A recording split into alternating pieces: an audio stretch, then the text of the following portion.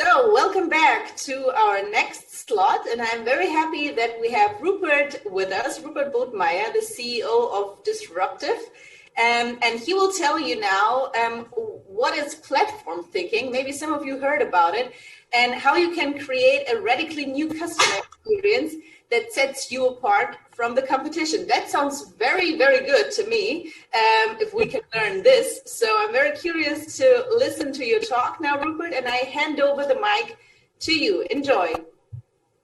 So thank you very much for the nice introduction, and I'm really happy to be there here at Digitale Leute. And I always, people ask me, how can I really reinvent my user experience? How can I reinvent my business model? How can I go really into new ways? And to explain it, I always start with a thought experiment, and I ask people, what do you get when you combine a motorboat with a panzer, with a bicycles and skis? And all these gadgets have in the first few nothing in common. But if you reduce them to their core elements and you start to combine the underside of a boat with the chain of a panzer, with the handlebar of a bicycle and with skis, you get the idea of a snowmobile.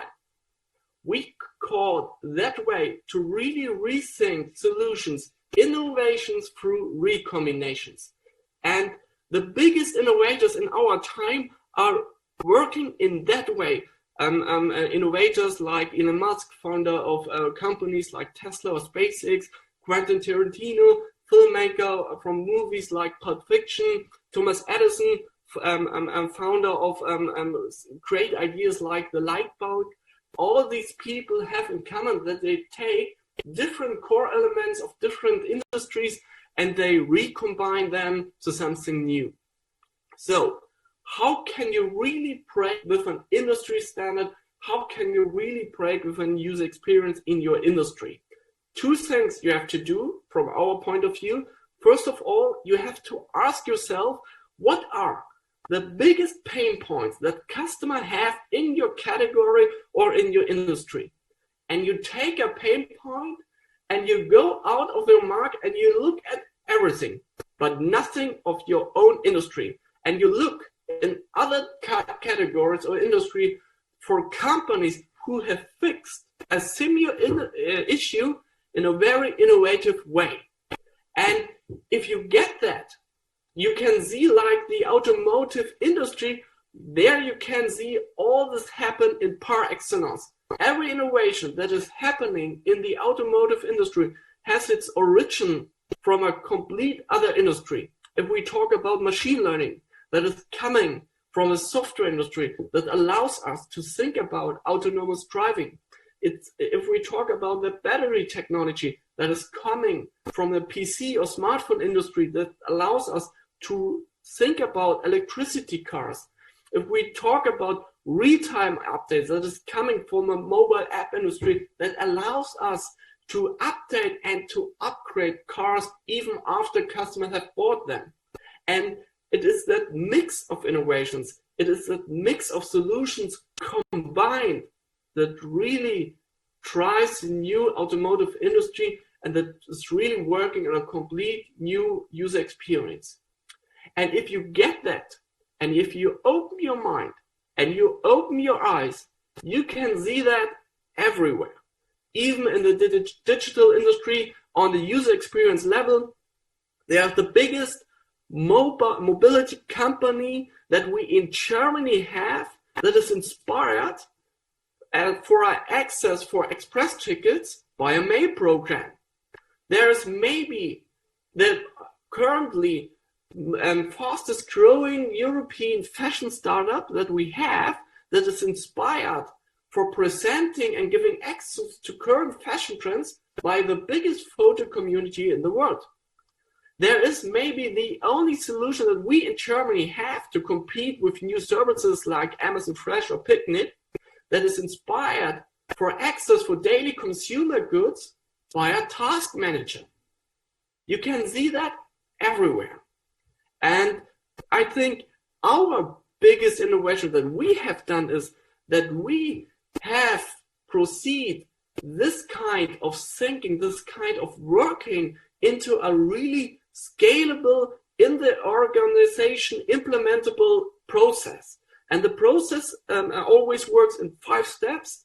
In the first steps, you'll think about what are the biggest pain points that customer have based on the topic that I've chosen, and you cluster them into little subtopics, and you take a pain point and you go out of the market and you look at everything, but nothing of your own industry. And you look for players, other players who have fixed a similar issue in a very innovative way. In a third step, you reduce these solutions into their core elements, and you ask yourself, how do these solutions present information? How do they interact with customers? How do they lead customers through the process? And you build up over, let us say, 40 or 30 core elements that really work. And in the fourth step, you adapt them and interpret them for your own industry. We call that innovation through recombination, and you really set some hypotheses, and these hypotheses, your core idea, how you can adapt these core elements for your business, you transfer them as fast as you can in first user flows or first click dummies or first prototypes, so that you get in a very early stage a good feeling about, is it really something that customer want to use? Is it really something that we should invest our time, our money in that idea? And I want to show you 3 examples what quality you can expect when you work and think in that way. And it shall show you what is possible if you get inspired by other industries. First of all, the first example is that we say the shop adapts to the buying behavior and not vice versa. What does we mean with that? This is a project we have done for the biggest publisher company in Germany. It is called Axel Springer. They are really famous for their boulevard newspapers. And they had their own platform where they sell print subscriptions. And they came to us and said, we really want to reinvent the way how we sell these newspaper subscriptions in a digital space. And when we did a deep dive into that project, there was really something interesting that we find out, because their shopping cart size has a standard size of 1.0. And the shopping cart size was not 1.0, it was 1.0000. So in 100,000 cases, there was not just one case where people have subscribed to 2 newspapers. Yeah, people don't do that. So you can't give so many tracts to people that they came to the idea to do 2 subscriptions in one way. But what can you do if 99% of the industry is trying to optimize the shopping cart size, but you as a company know that it's not even possible for us? Then we went to Axel Springer and said, okay, we cancel all that shopping cart stuff, because it doesn't create value for your customers. Because we know the click into the shopping cart is a complete useless click. The shopping cart overview page is also a complete useless page, because we even know that just one product will be in that shopping cart. So what if we cancel all that stuff? And then we said, okay, we went out of the market and we tried to search for solutions who really do a great direct sales stuff. And when we went out of the market, we looked at everything, but nothing of the e-commerce business and nothing of the publisher business. And we found the solution of Bernie Sanders, and we were inspired by the donation landing page of Bernie Sanders. Bernie Sanders, if you don't know him, he was counterpart of Joe Biden and Hillary Clinton when the Democrats in the USA fought out who should compete with Donald Trump. And what we really liked about his solution was, on the left side, there was this small donation widget where you have already seen the most often choose donation sums, and you have just to click on the donation sum. Then you have a small address form where you just have to put in what is really necessary. And on the right side, I have seen a big emotional speech of Bernie Sanders where he was talking about a lot of stuff. And I was always saying, okay, you are right, I got it. And on the left side, there was a small little widget, and I don't have even to do too much clicked. And then suddenly I donated $15 for Bernie Sanders. And I was really impressed, because the last time when I was activated in such a great way, I was on an Apple page, and we showed this inspiration to Axel Springer, and we said to them, we really like this cool order widget, this small donation widget, because it works even on mobile phones, and we really like the process that is able, without reloading, just for one time the landing page, and we have still the possibility to communicate, create emotional stuff. And so we said to Axel Springer, this is how we want to adapt it. We took these mechanics and we adapt and interpret that for your business. And what is the donation sum in the politician business is maybe a gift in the subscription business, because nobody is subscribing to a newspaper without getting a gift. And we combine it the way with a new form of sales communication, and we combine it the way how social profiles look like, because so we have the possibility to create an individual atmosphere for every newspaper. And when we launched it, the conversion rate raised over 100%. 100% conversion uplift. Why? Because the way of selling was quite more comfortable with the normal shopping behavior of the consumers. And maybe a little bit interesting, a right conservative publisher company that is inspired by a left politician, I would say priceless. And what we have done, we have created our own collaboration tool, our own digital platform where people and companies together can work on such stuff, where we have digitalized this kind of thinking, this kind of working. And if you're interested in this collaboration, please write me an email, and we can do, and I can introduce you in that collaboration tool, and you can think about if it's also interesting for your company. And that brings us to the second example: be a problem solver in the customer's everyday life. What does we mean with that? And we think platform must regard the target group much broader. What do we mean with that? We had a project with our duty-free company, and that duty-free company was at over 200 airplanes. And that you get a feeling how big that is. So Lufthansa, Europe's biggest airline, is flying to 130 airplanes. And airports. And that company has a store in over 30 more airports than the Lufthansa is flying to. But their biggest challenge and problem was that every customer they have, if they want or not, have to go to the complete airport experience. And let us be honest, the airport experience is really a big kick into the ass. I don't know where to start. If it's the preparation, when I'm looking where I input my flight data, when I I'm at the airport, and there are really all these crowded mass who are trying to get into the airport.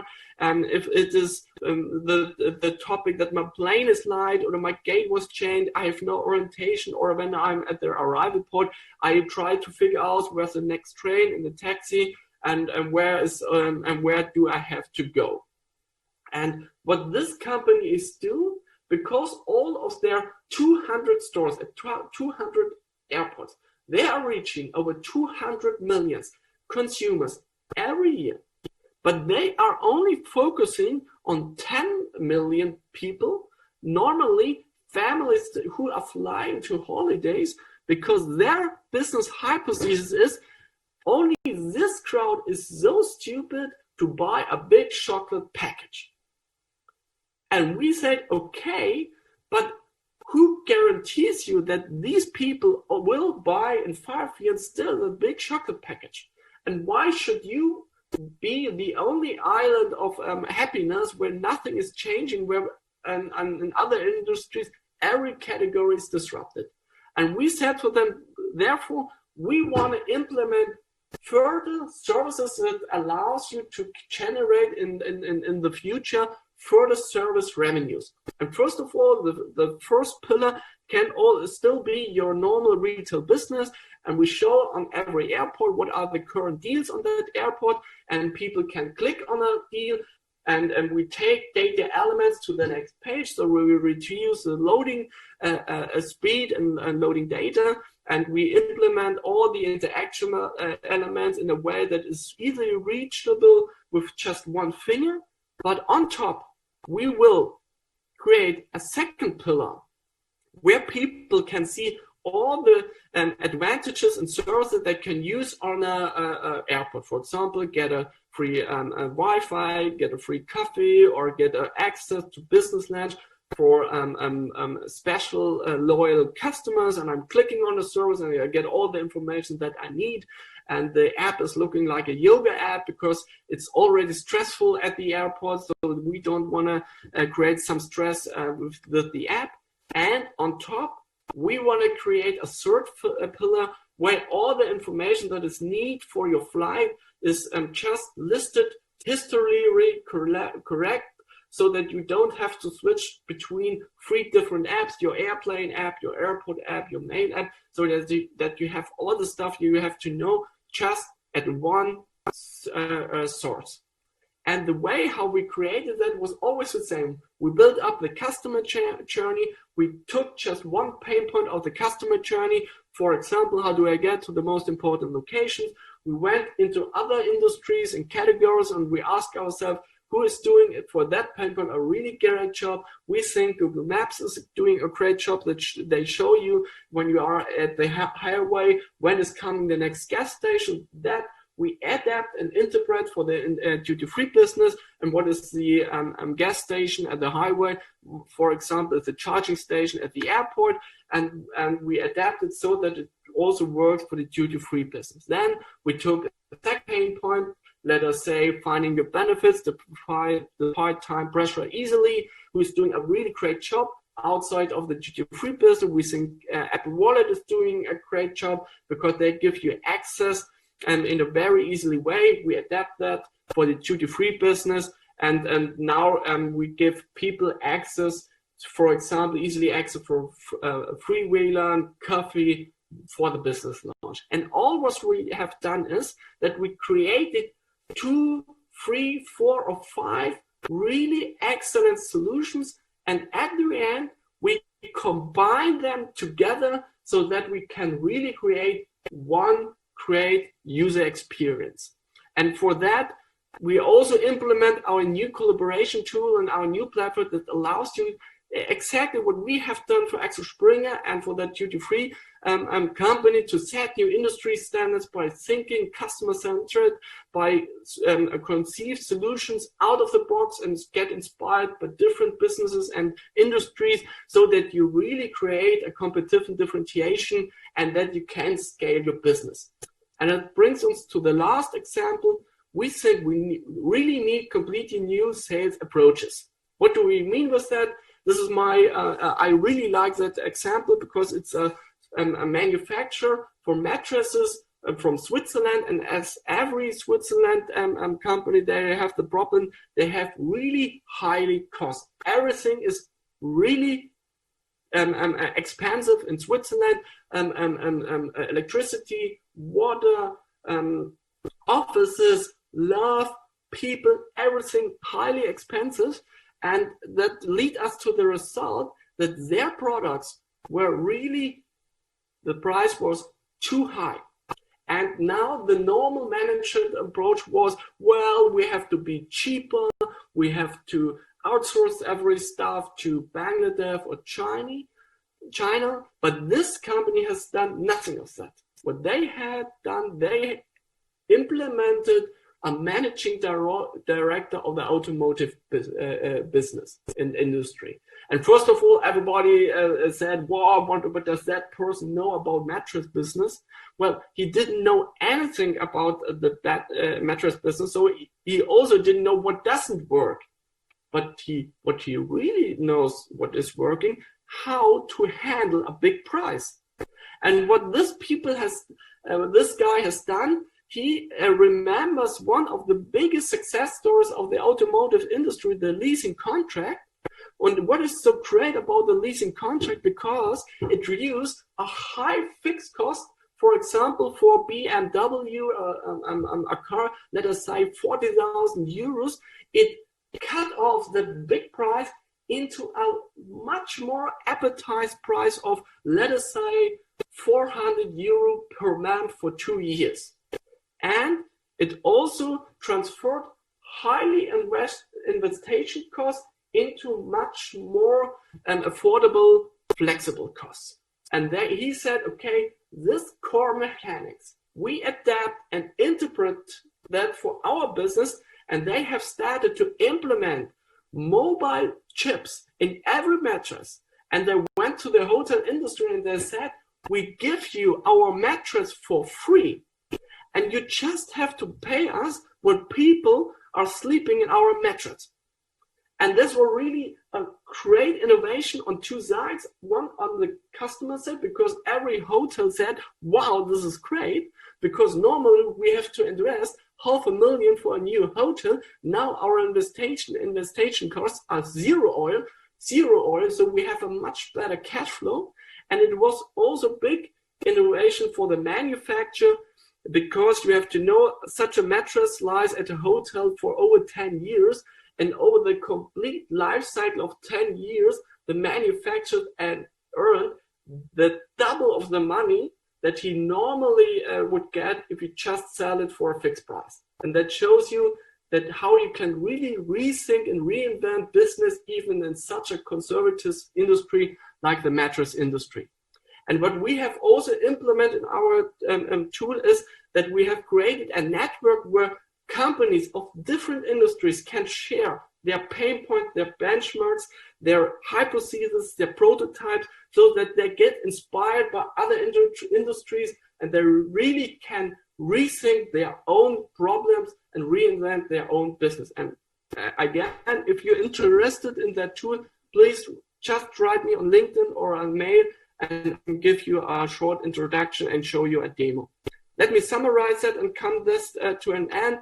I always talk with a lot of companies and I ask them, what process, what frameworks, what method do you have that people of your company are able to really create in a short time a lot of highly innovative solutions? And all these companies say always the same to me, yes, we are prepared, we have the people, we have the process, we have the method, and so on. But if you ask them just a few questions and you go a little bit deeper, then normally it looks like that way. And I just want to talk to you that think about how can you really make your company more resilient? How can you make your company faster? What solutions can you create on big problems or topics where you don't know the solution yet? And what can you give your people to really reinvent your own user experience, your own business, that you really are different from your competitors? And what we say, disruption, it's really a bullshit bingo word, because everybody today is thinking disruption means I have to destroy my competitor and the customer loyalty of my competitor. But we think disruption, it's a state of mind. It does mean that you want to make complicated easy, that you create solutions from a customer's point of view, that you really want to give them a simple customer access so that you can be part of their customers' everyday life. And what we have We think disruption is a craft. It had nothing to do with talent. Every company can that. Every staff or people of your staff can learn it. Doesn't matter if you are from marketing, from sales, from a customer service, or a user experience design. Everybody can do that. And this is the biggest innovation that we have done, that we implemented a collaboration tool, a platform that allows you really to work in that way. And we have also implemented a different kind of work stuff. For example, we do canvas sessions with a group of people for 3 or 4 sessions. We really want to reinvent and problems you have. We have different workshop types. We do sprints with people, we educate people, and we do keynotes like today, so that we try to open the eyes of people. And all this stuff is also possible completely to do remote. So if you're interested in that, please write me on mail, write me on LinkedIn, and nevertheless, I hope you really enjoyed the keynote. I hope you think that it is really open-minded, that you have learned something new, and yet you get inspired when you really want to reinvent your user experience. Please do everything, but don't look in your own industry, in your own category, and look in other industries and get inspired what there's really working very well, and try to adapt that for your own industry. And believe me, you are really surprised on what cool solution you can come to. So I wish you still a great day. And I'm looking forward for your questions. Yeah, exactly. We have to jump into the Q&A session because we have only 1 minute left now, unfortunately. But at least we can do one question, I guess. So, Thomas, do we have a question for? Yeah. First, let me say thank you very much for your very engaged talk there. You really try to feed us with your energy here, and this is actually what we need in these times when we are not together on a stage, together in one location, but spread around the world. So thank you very much for your try to really push the energy about this topic to us. Thank you very much for that. And it surely was received in the chat as people commented, as you will see later when you check out the chat by yourself. And there's actually a question from Raja. I hope I didn't butcher your name right there. Your question is, how is rapid innovation different from design thinking? Raja is not quite getting the difference here. Maybe you can elaborate a little bit about that. Yes, my problem with design thinking, it's a format for experts, because you need an expert facilitator. You need experts really to work it out. And it is an approach that is physical. So you have to be in one room. You have not some work stuff that you can give people who have never done this before just easily. And what is different from us is that we have a scalable process that is working remote. So you can, for example, on Monday you are starting, and then everybody is going into his own department, and then on Tuesday we come together, and every people know what they have to do. In the first step, they have to do 4 things, and for every step they get from us, for example, a work template, so they know what they have to fill out and what they have to work on, and then we came together as a group and we try to figure out what have we get. Then we prioritize that. Then we go again. Everybody is work remotely for themselves. Then we on Thursday or Friday, it doesn't matter. We come again together as a group, and then we get step further and further.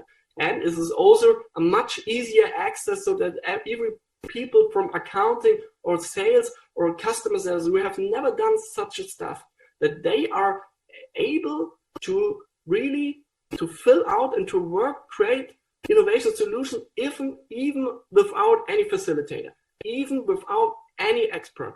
And I think this is the biggest differentiation what we have done to design thinking, that is a scalable process and is much easier in access for common people who normally not work on user experience stuff or innovation stuff.